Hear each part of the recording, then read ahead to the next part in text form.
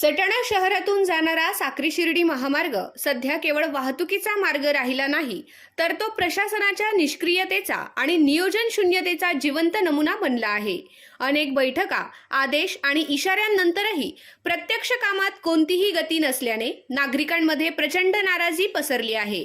गेल्या महिन्यात राज्याचे मंत्री दादा भुसे यांच्या अध्यक्षतेखाली झालेल्या आढावा बैठकीत या महामार्गाचा मुद्दा चांगलाच तापला होता। स्थानिक नागरिक आणि लोकप्रतिनिधींनी तीव्र आंदोलनांचे इशारे दिल्यानंतर अधिकाऱ्यांना एका महिन्यात काम पूर्ण करण्याचे आदेश देण्यात आले। मात्र तब्बल 18 दिवसांनंतर परिस्थिती जैसे थे असल्याचे चित्र आहे। प्रशासनाच्या आदेशांचे पालन होत नसल्याने शासन यंत्रणेच्या कार्यक्षमतेवरच प्रश्नचिन्ह उभे राहिले आहे। पालिकेच्या सभागृहात झालेल्या बैठकीत तर परिस्थिती अधिकच विचित्र वळणावर गेली। अनेक वर्ष या प्रकल्पाशी संबंधित असलेले नाशिक रस्ते महामार्ग विभागाचे कार्यकारी अभियंता यांनी अचानक या कामाशी माझा काहीही संबंध नाही अशी भूमिका घेत जबाबदारीपासून दूर जाण्याचा प्रयत्न केला। या विधानामुळे लोकप्रतिनिधी आणि अधिकाऱ्यांमध्ये तीव्र वाद निर्माण झाला।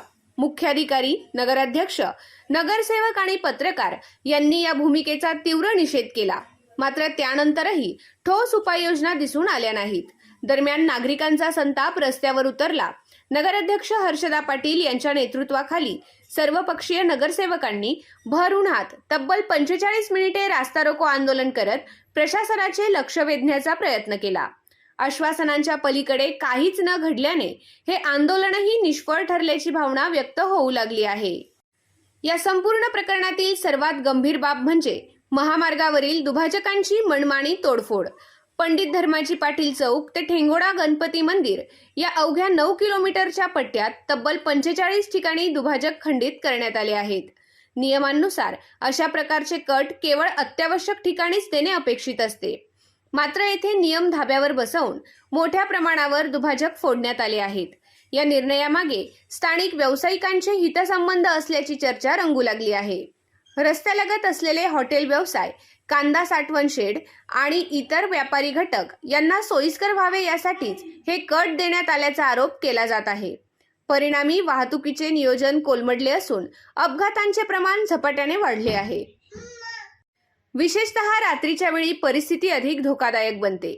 अचानक समोर येणारी वाहने, मद्यप्राशन करून वाहन चालवणारे चालक आणि अपुऱ्या प्रकाश योजनेमुळे गंभीर अपघात घडत आहेत। या अपघातांमध्ये अनेक कुटुंबांनी आपले कर्ते गमावले असूनही जबाबदारी स्वीकारण्यास ना महामार्ग प्राधिकरण तयार आहे, ना स्थानिक प्रशासन।